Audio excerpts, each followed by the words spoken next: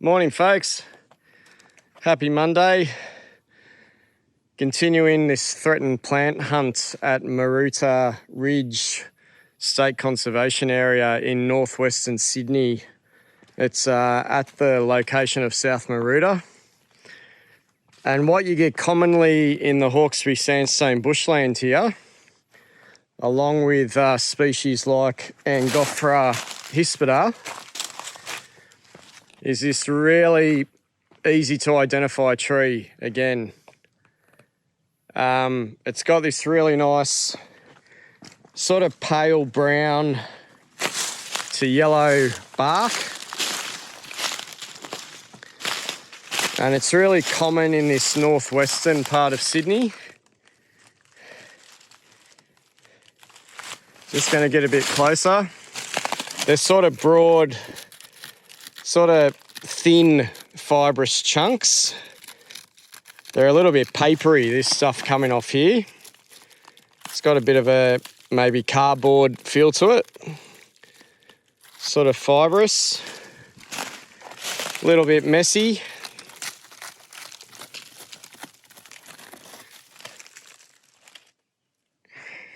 And yeah, it can have these sort of yellow tones on it. We'll just get over to where we can access some foliage and some fruit. Nice Hawkesbury sandstone area. I'm sort of in the upper drier woodland on a sort of north-facing gully at the moment, or the top of a north-facing slope.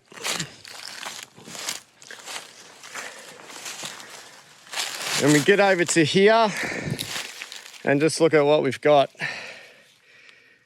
And what we've got, of course, is a Corymbia, that third Eucalypt group.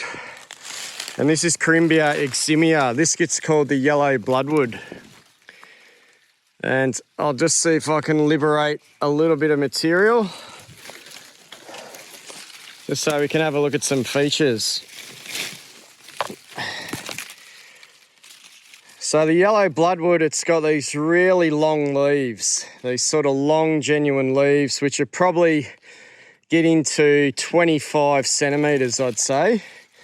You know, you can always find additional ranges to dimensions, I guess. I never want to put a maximum on what a dimension could be unless you do a really good study, but I'd say the leaves possibly go up to 30 centimetres on this species.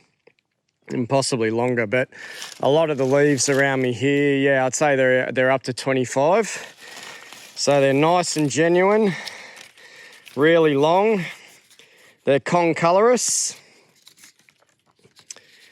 same colour on both sides, and they've got this really strong yellow midvein. And you know, you can, in this part of the world, you can identify them from a mile off. They're just really easy to pick.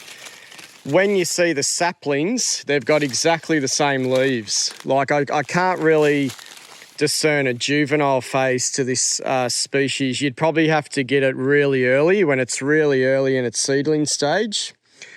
But by the time a sapling gets to 2 metres tall, or even, 1 metre tall almost, the leaves look like this.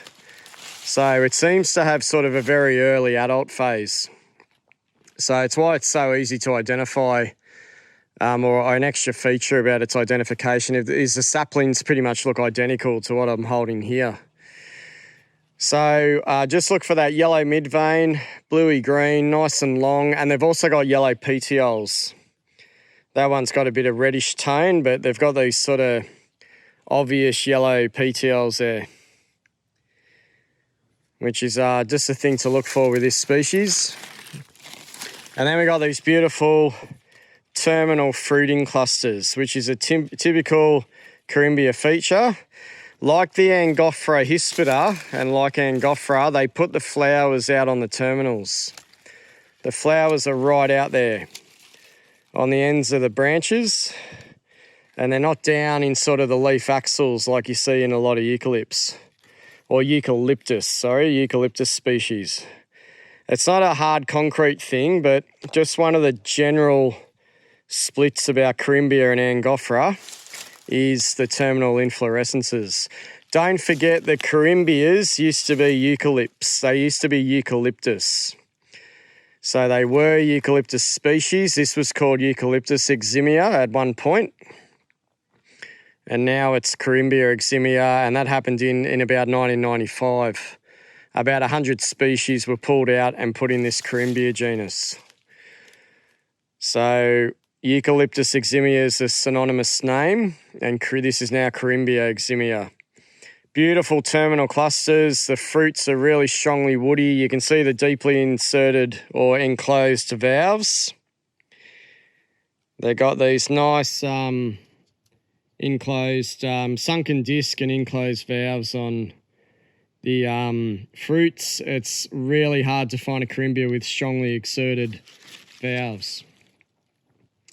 So with all that, this branch, it's got a bit of weight. It's got a fair bit of weight to it. And if I collect bags of this stuff for a workshop, the bag gets pretty heavy. They put on a fair bit of weight, these Corymbia. Genuine woody fruits. There's no way I can crush it up. It's really hard and woody. So I haven't got any flowers, unfortunately. If you look at my recent video on Angophora hispida, we're in November 2024. The flowers aren't very different. The flowers of Corymbia eximia are not overly different from those Angophora flowers in terms of appearance. But just remember, they won't have the sepals and petals at the bottom. They've shed a bud cap early on when the flowers open up. So you just get these nice big cream staminate flowers. And if I find any, I'll add them to the back of this video. But we seem to have strongly fruiting plants here. But it's a strong part of the vegetation here. I'm in the south of Sydney. I reside in the south of Sydney, Sutherland Shire, and we don't get them there. We don't get Corymbia eximia there. It just tends to kick in this northwest part of Sydney, but I think there's places possibly further south where you also pick them up. And off the top of my head, I just can't remember what their northern limit is, but I don't think it goes very far up through sort of northern New South Wales. We get other Corymbias in that part of the world. It can grow with its sister, Corymbia gamifera, the red bloodwood, and that's right here in front of me, but I'll do a separate video on that one. But Corymbia gamifera is also here. And you've got other trees like Angophora bakeri. And the dwarf apple won't be too far away either. But in terms of that difference, the Corymbia gamifera just has a more sort of reddy brown tessellated bark. It's a little bit more reddy brown in colour. And when you go up to the foliage, it's green. It's nice and green and nowhere near as long as Corymbia eximia. But if you look over here, there's a Corymbia eximia again. And it's just got much more yellowy brown tones. Just nice yellowy brown tones in the bark. It's beautiful bark. It's almost like really fine sort of newspaper. When you pull it off like that in its layers. Yeah, it's beautiful. And just the really long bluey green leaves again. So watch out for it. It is planted as a street tree in Sydney and probably further afield. You can find a fair few street trees. And they grow really well most of the time. So they're a beautiful eucalypt. That's the yellow bloodwood. Just to prove that point, that's a Corymbia eximia sapling. Unbelievable, isn't it? It's in a cleared transmission easement.